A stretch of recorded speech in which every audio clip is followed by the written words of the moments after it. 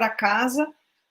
Muitos de nós deixamos nos nossos gabinetes de origem as nossas coisas, inclusive, dossiês e documentos relativos aos alunos, relativos às pessoas, e viemos para casa e ficamos confinados. Esse estado inusitado, quase que de abdução, como se tivéssemos sido abduzidos, embora seja para nossa casa, mas abduzidos dos outros lugares todos, que também eram nossos espaços de convivência, os nossos espaços de produção, os nossos espaços, isso tudo acabou por modificar muito a forma como nós convivíamos, e acabou por tornar remota, ou seja, poderia ser por telefone, poderia ser por internet, poderia ser por toda a nossa forma de relacionar com os outros, e no caso da escola, tornou remoto a relação com os alunos e as aulas. É como controle remoto, né? É a mesma ideia do controle remoto, as aulas remotas. E de emergência, são aulas remotas de emergência, aulas que não foram online, que não for dar um curso online, uma disciplina online, uma aula online, em que, a partir eu concebo a relação com os alunos, a autonomia com os alunos, os instrumentos, as ferramentas que eu utilizo, eu vou me munir de vários instrumentos que permita que eu faça uma aula, um curso online. Isso é outra coisa. E num curso online, eu não só tenho ferramentas, como também tenho um outro lado, que é a decisão do aluno de participar do curso online. Quando um curso online é preparado, o próprio aluno tem tempo, ou tem a opção de decidir se ele quer fazer um curso online ou não. E ele faz a inscrição dele, participa do curso online, mas a partir dele já sabia que aquilo seria desta forma. Não é o que nós estamos vivendo agora. Agora nós, mais ou menos bem, com maior ou menor capacidade, com maior ou menor competência para estar, conviver com as pessoas à distância, tivemos que transformar as nossas aulas em formas online. Nesse momento, a gente nota um cansaço. A semana passada eu comentava a respeito das alunas, que eu perguntei às alunas o que correu bem e o que correu mal, o que teve de bom e o que teve de não tão bom. Então, nós trouxemos esses temas na conversa confinada passada, e algumas coisas melhoraram com o confinamento. Uma delas, as alunos dizem que parece que eu tenho o professor só para mim.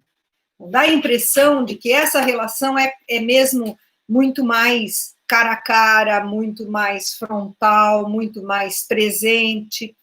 O feedback que o professor dá, quando ele dá o feedback também é muito melhor, e, portanto, o aluno sabe que aquele pedaço daquela aprendizagem teve uma resposta do professor para ele. Esse foi um dos lados positivos. O fato de poder assistir a aula de pijama, por exemplo, de poder fazer uma live com uma roupa melhor por cima e um shorts, uma coisa qualquer por baixo. Não é o caso, eu fico em pé, não é o caso hoje, mas a vontade de estar em casa foi colocado como algo positivo. Como coisas negativas, a questão, sobretudo, da comunicação e da comunicação não verbal, porque essa modalidade de relação é uma modalidade muito oral, muito visual, quando se usa as ferramentas visuais, mas muito oral, muito oralizada, muito falado, muito direto, então fica bastante cansativo. Sobretudo, cansativo quando nessa transposição do empurrar para o confinamento e não conseguir fazer com que o ensino remoto de urgência se transformasse numa aprendizagem online, algumas escolas ou alguns professores acabaram por dar aulas exatamente do mesmo jeito, sem utilizar os recursos que não é a internet, mas que as ferramentas digitais nos permitem, e acabaram por dar aula do mesmo jeito, igual, e pior ainda, para crianças pequenas. Isso tem sido um problema. E, portanto, nesse momento, nota-se, agora, esta semana, o relato dos meus alunos era: professora, nós estamos muito cansados. Nós parecemos que temos o cérebro em água, não é isso? Aqui em Portugal aprendi isso, eu tenho o cérebro em água, não é maravilhoso? Acho maravilhoso esse termo. Eu tenho o cérebro em água, eu às vezes tenho a certeza absoluta que eu tenho o cérebro em água. A versão no Brasil, eu tenho o cérebro em Guaraná. Eu também, exato, porque eu tenho a impressão que se eu fizer assim, mistura tudo, eu já não tenho mais nada lá dentro, tenho mesmo água só. Eu queria... Onde está o meu celular? Está aqui, ok? Eu queria pedir para as pessoas que quiserem participar, para poder falar conosco, isso seria bom, irem mandando perguntas, quer no YouTube, quer no Facebook, quer no Instagram. Nós estamos nas 3 plataformas online ao mesmo tempo, então estamos no Facebook, no Instagram e no YouTube. Quem quiser puder ir colocando questões, perguntas e caminhar por aí, nós vamos dar início. Eu queria que o Davi, que é mais categórico, a gente fala assim, sabem por que a gente se dá bem? É porque o Davi é categorial e eu sou complexa. Para mim está tudo misturado, está tudo. E o Davi vem e me arranja. Ele é o meu gaveteiro. Ele me organiza as coisas. Ele põe, não, isso primeiro, depois aquilo outro. Dá um isso bocado burro, não é? Dá um bocado burro, aquelas pessoas que só conseguem falar... Não, eu é que sou burra. Você é que me organiza. Você é que me organiza. O Davi... Não, o Davi é um grande organizador de pensamentos. E então eu queria passar para o meu organizer, para o meu organizador de pensamento, para o Davi, a gente conversar um pouco a respeito dessa questão do medo. Hoje nós vamos falar sobre o medo. Falar sobre o medo é alguma coisa que depende de alguma unidade emocional, de alguma maturidade psicológica, alguma maturidade humana também. Quando nós que temos medos, nós temos a capacidade de enfrentá-los, temos a possibilidade de encará-los, de poder criar estratégias e encontrar formas de ação. E por isso hoje nós pensamos em conversar sobre os medos. Que novos medos é que surgem, esse novos é entre aspas, mas que novos medos é que surgem a partir desse confinamento na educação. Paulo Freire já falou muito sobre medos, há um livro chamado Medo e Ousadia, e Paulo Freire já falou bastante a respeito da questão do medo. Muitos outros autores já falaram a respeito do medo, as impossibilidade de previsão dentro da área da educação ou dentro da área de quem trabalha com seres humanos.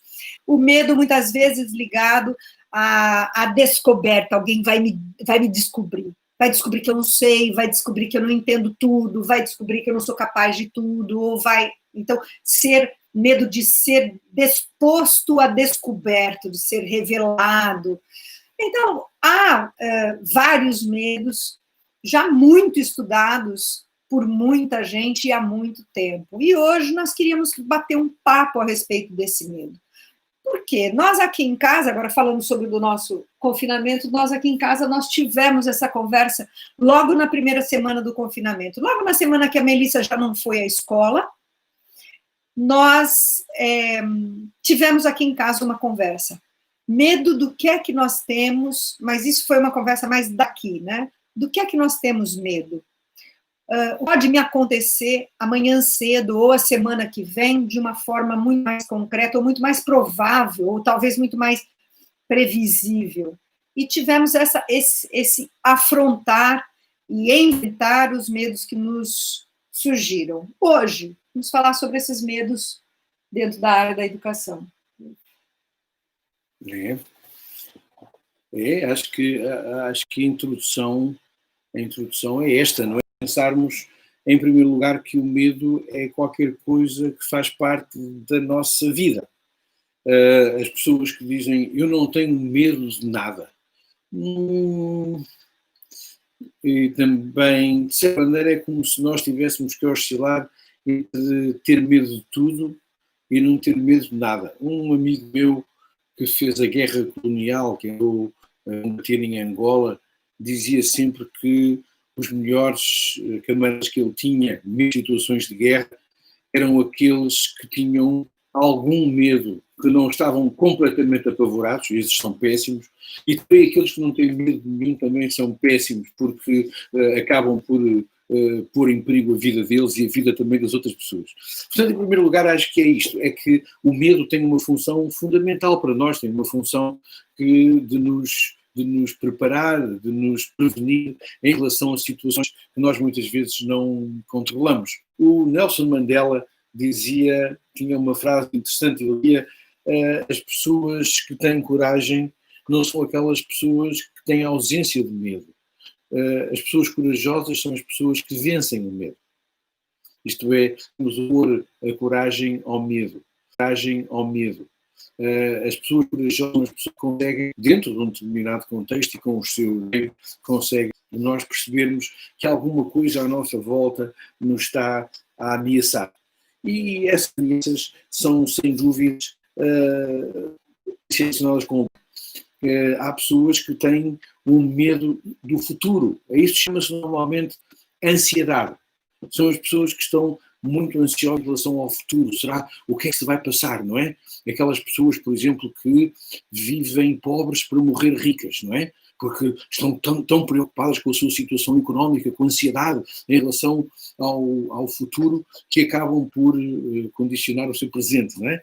Portanto, nós temos alguns medos, talvez, que são mais situados no que é o nosso presente e alguns medos que são mais situados no nosso futuro. A Luz já disse que eu acho que os medos que estão relacionados com o presente têm a ver com esta questão de nós termos dúvida se conseguimos enfrentar as situações que se nos colocam. Isto é como se houvesse uma diferença entre o que eu percebo que sou capaz de fazer e as exigências do que eu tenho de fazer. Epá, isto é demasiado para mim. Eu tenho medo, isto é demasiado para mim. É este medo que eu tenho de enfrentar as situações. E outra questão também, eu tenho de não estar à altura das situações que me são colocadas. Isto é quase uma variação da primeira, que é o que está à nossa volta é de tal maneira exigente, a fasquia, como se diz no Brasil, o sarrafo está tão alto, eu acho que não vou conseguir chegar até lá. Isso são medos claramente do presente. Mas eu tenho medos também que são medos relativamente comuns do futuro. Acho que todos nós temos medo de ficar dependentes, de perdermos a nossa liberdade e perdermos a nossa autonomia. Temos medo da pobreza. É uma forma de dependência, não é? Temos medo de repente acontecer qualquer coisa e é por isso que as pessoas estão sempre tão preocupadas com a aposentadoria e com ficar bem economicamente, etc., porque é um medo também que tem a ver com a pobreza. Temos o medo, por exemplo, também de arriscar, o medo de arriscar. Se eu fizer isto, no futuro posso ter problemas. E, portanto, nós, de certa maneira, vivemos cultos de medos e estes medos têm uma função extremamente importante, que é a função de nos preparar, de nos ensaiar situações que nós mais tarde, se nós as tivermos que viver, nós já estamos mais preparadas porque já as pensamos em relação a isso. Bom, mas isto são os medos em geral. Mas nós temos medos também, temos novos medos. E os novos medos, temos falar dos novos medos não do século XXI, que isso seria uma grande conversa. Há um filósofo português chamado José Gil, que escreveu um livro que se chamava Portugal, o medo de existir. Ele dizia que nós, os portugueses, somos muito assustados com o medo da nossa própria existência. Mas isso era outra conversa. Mas há novos medos, isto é, esta pandemia gerou em nós medos novos. E nós achamos que sim, e era sobre estes medos que nós gostávamos de falar com vocês. E és capaz de dar uma ideia, Luz, de medos que nós possamos ter agora para esta pandemia? Olha, há muitos. Eu vou falar primeiro o medo besta, o medo boboca, o medo dos mais bobinhos. Vamos fazer assim. Posso falar o medo bobinho? Tu falas do medo e eu falo da solução do medo. A solução do medo? Não, ou não, eu descrevo, ou então é assim, eu falo do medo e tu falas da solução, está bem? Olha, não sei. Não sei. Lá, vamos tentar. Mas o medo bobo que eu tive foi o medo de fazer bobagem na internet, porque dá a impressão que quando a gente faz besteira na internet, aquilo fica gravado, aquilo fica marcado, dá a impressão que as coisas que a gente faz têm uma amplitude muito maior. Eu ando pedindo para os meus alunos, cada vez que eu falo não é, para eles falarem pip, para eu poder parar de falar não é no meio das frases. Não é? Não é? Por quê? Porque, olha, tá vendo? As coisas aqui ficam muito maiores, parece que tem um alto-falante assim muito grande. Então, enquanto na aula presencial eu não tenho medo de errar, porque eu tenho a chance de consertar, ou se eu falei virado meio para o lado, o aluno se calhar não viu direito, então depois eu viro, eu ajeito, eu tenho meu corpo para falar junto comigo e me ajudar. Mensagem, aqui não, aqui falou, está falado, está gravado. Como é o meu irmão que fala, o que os olhos não veem, o coração manda print, né? O que os olhos não veem, a gente manda print. Ou seja, aqui as coisas são muito mais evidentes. Então, o medo bobo é o medo do errar, o medo da falha, o medo... Já houve vários memes que partilham coisas que acontecem, por exemplo, no Zoom, reuniões acontecendo no Zoom e a pessoa esquece de desligar a câmera e vai para o banheiro. Ou então, a pessoa esquece que era para desligar o som e comenta qualquer coisa com alguém ao lado que não era para comentar. Então, medos bobos como esse foram medos que não chegaram a me atrapalhar, mas era só para a gente começar de uma forma light. Eu queria que vocês também imaginassem medos bobos desses que cada um de nós teve. Então, esse é só para brincar. Mas depois, o medo a sério é o medo de, será que nós vamos ficar para sempre online? Esse medo, eu acho que é um medo que me preocupa, porque eu sinto muita falta da presença física e eu tenho... o confinamento me deu uma certeza ainda maior de que a educação, e no caso a formação de professores, que é também a minha área, não falando só da criança pequena, mas eu estou falando também do adulto. Eu trabalho com adultos em mestrado, em doutoramento e onde quer que seja. E um dos medos meus foi, e continua a ser, será que nós vamos passar para o online? Deixa-me o primeiro, então, quanto isso. Uma das funções das tecnologias é a amplificação das nossas capacidades. É como se as tecnologias fossem um dispositivo que nos amplifica. Amplifica-nos no espaço, amplifica-nos no tempo, amplifica-nos na divulgação. Estar microfone amplifica. Que isso acho que não é um medo bobo, é um medo de todo sentido, que é que quando nós fazemos alguma coisa, através das tecnologias, nós, por um lado, pensamos que aquilo é uma coisa bem solitária, mas depois quando pensamos, no outro dia nós fizemos uma conferência para 18 mil pessoas, e quando você está a falar para 18 mil pessoas, você diz, ops, eu não posso dizer disparate nenhum, porque se eu disser, não é um disparate, são 18 mil disparates, não é? 18 mil asneiras. E, portanto, sem dúvida que é essa função de amplificação.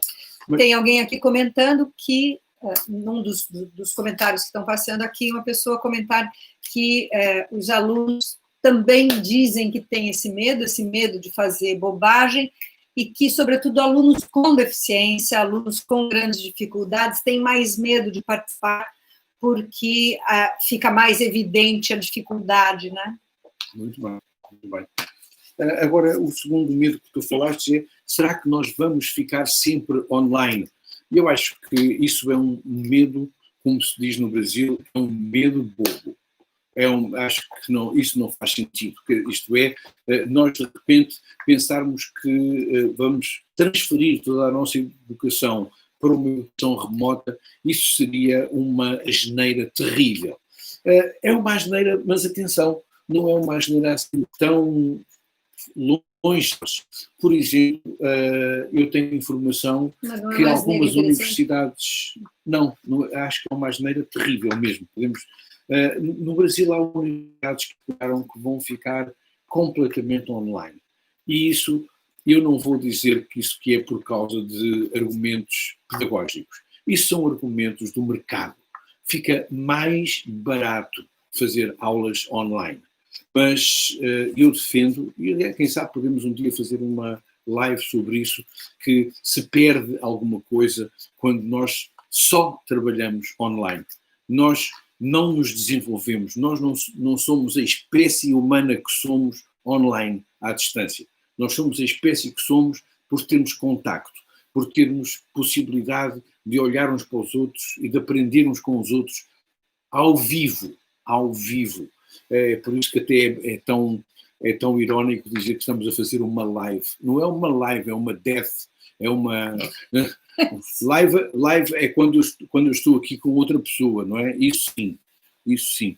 Portanto, quando se pergunta, será que vamos passar para online? Eu não acredito. E se isto se vier a passar, eu acho que seria uma perca terrível para a educação e seria, isto é, a única coisa que justifica que nós passássemos para tudo online são argumentos mercantilistas, argumentos económicos para ficar mais barato.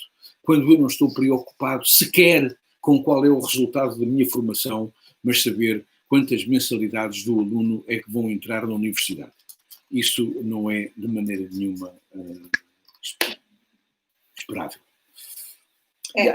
Mas quando eu dizia assim, mas não é interessante, a minha preocupação era essa mesmo, era o fato de muitas instituições poderem aproveitar a situação do confinamento para acabar por definir que, afinal, é mais rentável e, afinal, vamos para o remoto, não para o online, mas para o remoto. Penso que o online vai fazer parte da nossa vida a partir de agora para melhor.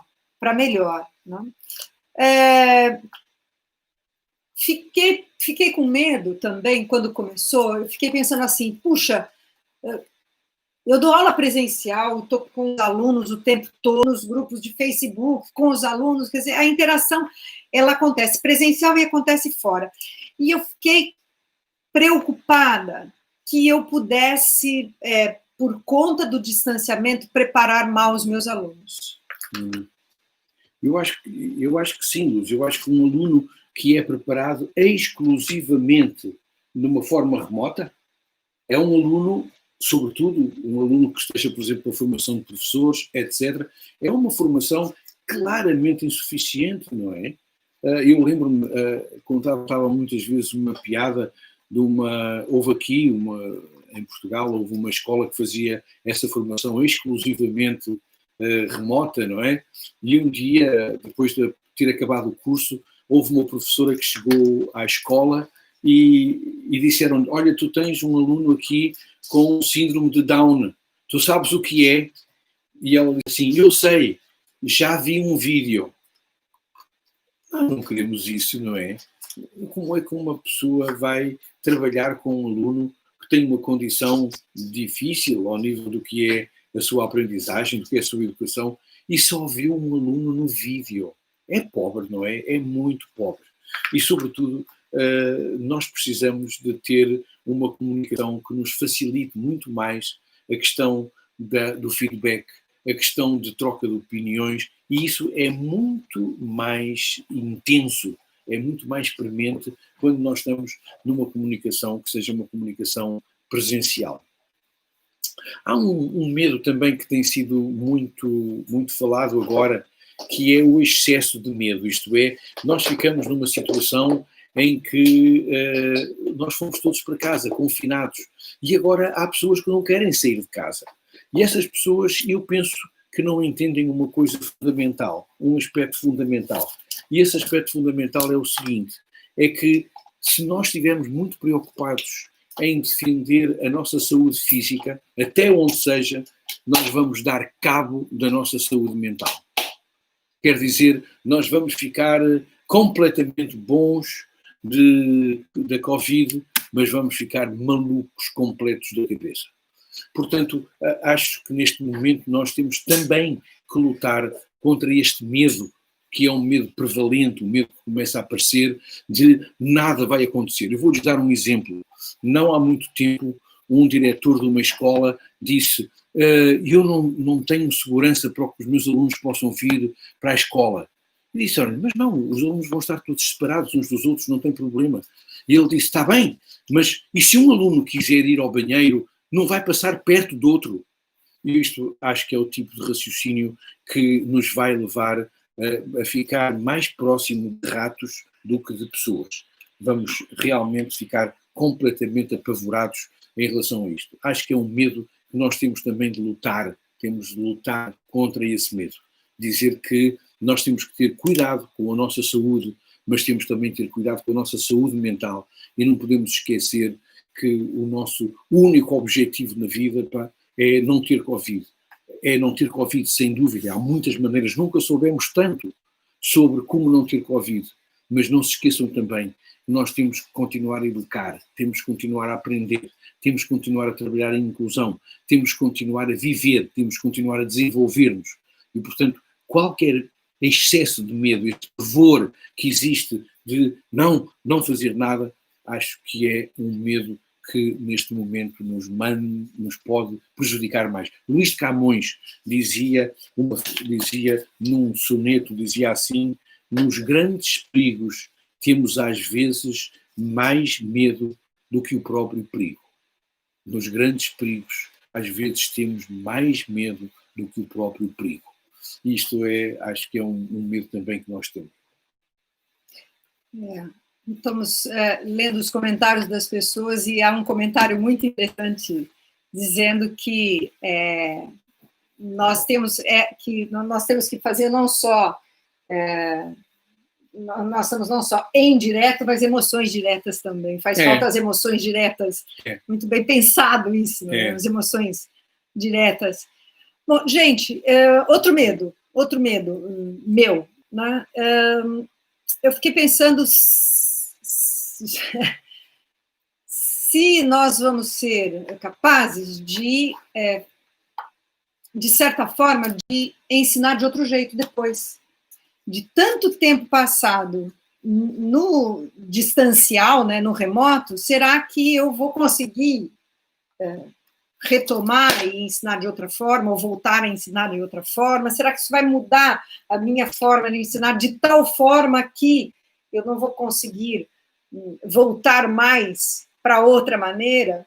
Talvez foi também uma preocupação. Ana Rita está aqui dizer, por exemplo, que antes da Covid-19 já havia muitos cursos de especialização online de 6 meses para formar professores de educação especial, e dizendo que isso é muito mal. Né? Mas esse é um medo, mas já existia, esse não é muito novo. Esse não é novo. Esta questão que põe a luz é interessante, mas é um medo bom. Este é um medo bom, que é: será que eu serei capaz de fazer isso? E eu acho que isso que é um medo bom, porque é um medo que nos desafia, é um medo que nos empurra para a frente. Será que eu vou ser capaz de fazer isto? Talvez, vamos lá ver, vamos tentar. Eu acho que é um medo bom e é um medo que, de certa maneira, nos entusiasma. Mas eu agora quero falar de um medo, Luz. Nós, de certa maneira, eu sou um feroz crítico do homeschooling, não é? Do ensino em casa. Sou um feroz crítico do homeschooling. Só que nós colocamos agora toda a gente em homeschooling. Obrigatório. Nós agora colocamos toda a gente em homeschooling. E quais são os perigos do homeschooling? Porquê é que eu devo ter medo do ensino em casa, do ensino doméstico, como se diz? Porquê é que eu devo ter medo disso? É para eu responder? Não. Ou é uma pergunta retórica? Não, é para conversar. Eu posso conversar sobre isso. Quer dizer, o homeschooling, ele é absolutamente limitante, limitador, limitativo de toda forma de convivência com a heterogeneidade, não é? Ela é muito facilitador. Eu vejo, por exemplo, eu própria, esse tempo que tenho passado em casa, estou perdendo eu própria muitas competências ligadas à minha própria capacidade de negociar com os outros. E isso, quer dizer, o fato de conviver menos com as outras pessoas fica muito mais facilitada a minha vida. Eu crio a minha caixinha, já entro dentro, eu não preciso sair. Mas isso não é a vida é outra coisa. Eu queria sublinhar isto que está a dizer a Luz, porque o homeschooling tem realmente este grande problema, que é nós ficarmos confinados à cultura da nossa família. E nós dizemos, bom, mas há famílias realmente pobres e isso é muito mau. E eu digo, não é mau só nas famílias pobres, é mau em todas as famílias. Porque quando eu fico só confinado à cultura, à forma de pensar, aos valores, às práticas só de uma família, eu perco imenso desta perspectiva do que é a tal escola republicana, a escola que foi criada para dar às crianças esta cultura universal, a cultura do mundo, a cultura dos outros, a cultura que tem a ver com as diferentes culturas, com equidade e com certa participação, obviamente, negociação dinâmica e difícil com outras pessoas. E, portanto, de certa maneira, o homeschooling que nós estamos a fazer agora é sempre uma limitação. Nós podemos dizer, mas aquela família é muito boa, eles têm muitos computadores, têm muitos livros, os pais são muito interessantes. Pois são, mas só ensinam aquilo aos filhos. E nós precisamos de ter uma escola que seja a abrir e não uma escola que seja a fechar. Pois é. Essa é outra enorme preocupação. Eu penso nessa questão do homeschooling, Dave, e penso na questão da diversidade. Tá? Agora, pensando mesmo em termos de diversidade, em termos de lidar com o homeschooling do aluno com deficiência. Vamos lá. O homeschooling do aluno com deficiência, existe uma tendência a tentar, de certa forma, proteger os alunos, né, ou proteger os filhos e ir para o homeschooling, mesmo na questão dos alunos com deficiência, e isso é um empobrecimento do desenvolvimento das capacidades de todas as pessoas, e pior ainda para os alunos com deficiência, enquanto que a incidência, agora fomos todos nós para o homeschooling, mas a incidência talvez muito maior. Eu tenho medo que na volta, quando a escola voltar a abrir, que os alunos com deficiência sejam os últimos a serem colocados de volta. Não sei se isso procede ou não, mas, enfim, é uma coisa que me preocupa.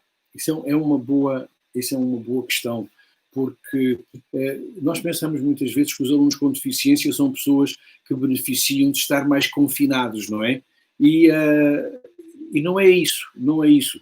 As pessoas com deficiência têm exatamente as mesmas necessidades de outras pessoas, precisam estar em ambientes que sejam ricos, ambientes que sejam diversos, que sejam estimulantes para elas. E, portanto, pensar que, se é uma pessoa com deficiência, o melhor é ele estar à parte. Isso vai contra a ideia da inclusão.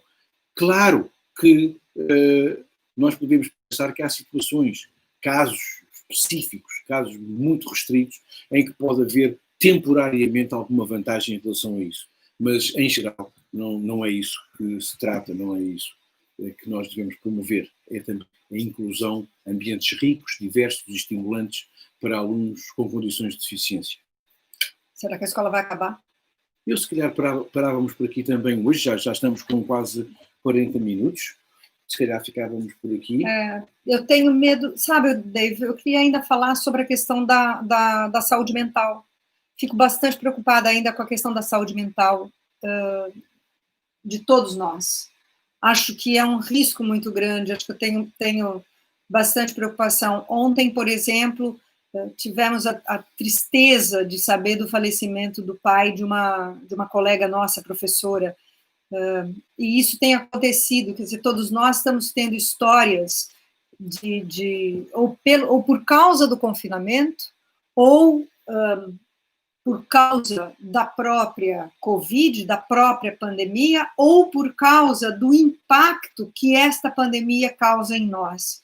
E o que é que isso pode causar nos alunos em termos de ansiedade, em termos de pânico, o medo que isso gera nas crianças. Vou citar um exemplo, uma avó de uma colega nossa, que morreu aos 93 anos, porque vivia num lar, mas ela não morreu de Covid, o lar não tinha ninguém com Covid, não tinha ninguém afetado, mas ela não acreditava que os filhos estivessem bem, porque os filhos deixaram de visitá-la. E mesmo quando ela falava com os filhos pelo telefone ou pelo WhatsApp, e via os filhos à distância, ela dizia, mas não pode ser, passa-se alguma coisa, tem alguma coisa, vocês têm que, não sei o que é que está acontecendo. E ela foi se isolando, se sentindo isolada dentro do próprio lar e morreu. Quer dizer, ela era uma pessoa superativa e acabou morrendo. Portanto, ela não morreu de Covid, ela tinha já idade, mas ela estava bem e ela acabou falecendo muito mais da tristeza do isolamento. Se isso acontece com os mais velhos, e se essa história da morte está tão presente conosco, né, nós tivemos essa história aqui quando foi Pedrógão o Grande, não sei se vocês se lembram, quem não é de Portugal, um enorme incêndio que nós tivemos aqui, e tivemos muita morte aqui em Portugal, que aconteceu num verão. Tivemos, por exemplo, na escola da minha filha, morreu no mesmo carro a mãe e o pai, duas crianças e a avó. E, portanto, as crianças agora, com a pandemia, estão a conviver muito com a questão, agora falar, com a questão do medo, do pânico, como é que fica a saúde mental das pessoas todas depois disso. Imagino São Paulo com tanta morte ao mesmo tempo, Manaus com tanta morte ao mesmo tempo. Me preocupa, tenho medo da saúde mental nossa, que é quase viver uma situação, não é pós-traumática, é uma situação no momento do trauma. Sim, senhora. Sim. Sim, senhora. E tenho dito. Acho que sim, acho que já falamos dos nossos medos. Estamos com... já está a ver se há alguma questão para nós conversarmos. Olha, a Lê Turato, a Alessandra Turato está aqui começando, né? Sim, que tem uma aluna da FUMEC que infartou após dias de ansiedade e tristeza pelo confinamento. Pois é isso. Então, a nossa ideia no dia de hoje era isso, era ir vendo os comentários de vocês ao longo das três lugares onde nós estamos fazendo as lives, e podendo comentar com vocês e conversar com vocês, para a gente poder junto e em conjunto encarar os nossos medos e estarmos aqui presentes e dizer, olha, mesmo com medo, se nós pudermos dar nome para o medo, se nós pudermos olhar para o medo, se a gente pudesse imaginar aonde no corpo que o medo está maior, o medo está maior na cabeça, nos olhos, nos ouvidos, no estômago. Há aquela frase, quem tem medo. Meu irmão fala muito. Quem tem cabeça tem medo. O meu irmão fala muito isso. Quem tem pip tem medo, né? Portanto, exato. Onde é que está o medo? Então, onde é que está o medo? E que não seja só naquele lugar, que todas as culturas têm aí uma forma de representar o que seja o medo, não é? Mas, enfim, a minha filha disse que, mãe, eu estava tão preocupada com a Covid, eu tenho tanto medo que não passa nem Wi-Fi. Mas eu queria pedir para vocês, agora fora da brincadeira, era importante a gente localizar onde esse medo está maior nesse momento. Às vezes ele é maior no peito, às vezes ele é maior no estômago, às vezes é maior nos olhos, às vezes o medo está mais na cabeça, no topo da cabeça, aqui na frente, aqui atrás, aonde? Tentar localizar aonde é que está esse medo. Pensar um pouco em que cor é que esse medo tem. Esse medo do confinamento, esse medo de não voltar à escola, esse medo de não estar com os alunos. Nós tivemos essa semana um professor que, depois de quase 40 anos de aula, se aposentou, deu a última aula dele online e não teve aquela coisa de abraçar os amigos, abraçar os colegas, sair pelos corredores afora, sair da porta da faculdade, olhar para trás e dizer, olha, adeus, começa uma outra etapa. Portanto, os encerramentos. Quantos de nós que estamos aqui presentes assistindo essa live não pudemos enterrar os nossos mortos, não pudemos velar as pessoas? Mas vamos lá, que medo, aonde está esse medo? Esse medo, que cor esse medo tem? Que formato esse medo tem? E se eu puder, de alguma forma, imaginar que eu posso transformar esse medo em alguma coisa muito objetiva, em que eu posso transformar? E se ele pudesse ser um objeto, que objeto ele seria? E tentar, de certa forma, aqui fica uma dica para trabalhar com os alunos pequenos e não só, com qualquer aluno, né?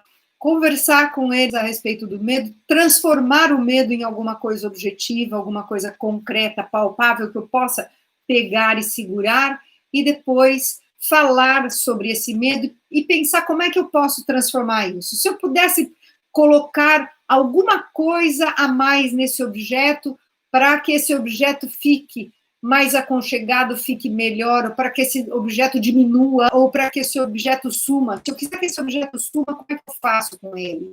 Ou eu deixo ele escondido, ou eu deixo ele ali do lado, ou eu deixo o objeto presente para eu poder vê-lo de vez em quando e sair. Pensar nisso, tá? E vamos lá, lidando com os nossos medos. Muito obrigada a toda a gente que está aqui. A gente queria pedir imensamente a toda a gente que pudesse clicar um like e seguir no nosso YouTube. As outras plataformas não dependem disso, mas o YouTube, nós estamos quase lá. O YouTube, a gente depende de 1.000 seguidores, nós estamos com 800, mas nós precisamos de 1.000 seguidores para conseguir fazer as lives através do celular. Então, a live no YouTube só permite fazer a live no celular a partir de 1.000 likes, de 1.000 seguidores, tá bom? Então, se vocês puderem nos ajudar a seguir o YouTube da Vindas, a gente agradecia. A semana que vem nós estamos aqui de volta, sempre às quintas-feiras, às 5 horas da tarde do Brasil, às 9 horas da noite em Portugal. Mas que tem medo da ansiedade. Pois é, né, gente? Vamos nos aconchegar, tá bom? As conversas confinadas também são feitas para isso, para a gente dividir, tá bom? Tchau.